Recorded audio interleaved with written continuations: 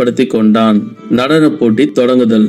பின்பு மோகினி நடனமாட அவளுடன் இணைந்து பஸ்மாசுரனும் நடனமாடத் தொடங்கினான். நடன கலையில் தனது வலது காலை தூக்கி இடது கால் இவ்வுலகை வெல்லக்கூடியவர் என்பதைப் போல தனது சிகை அலங்காரம் மற்றும் வாகனங்கள் மூலம் அனைத்தையும் வெளிப்படுத்தி கொண்டிருந்தார் மோகினி.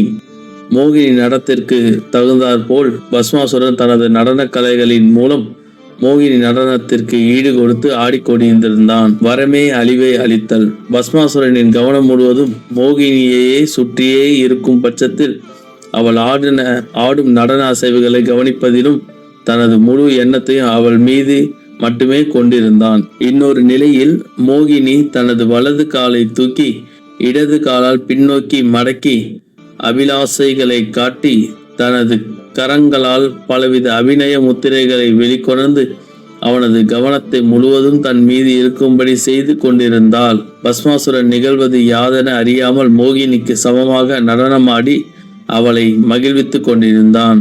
நடன கலையின் ஒரு இடத்தில் தனது இரு கரங்களை தூக்கி மார்பிற்கு இணையாக வைத்து தனது நடன அசைவுகளால் தனது கரங்களை சிரத்தின் மீது வைத்து நடனமாடினாள் மோகினி.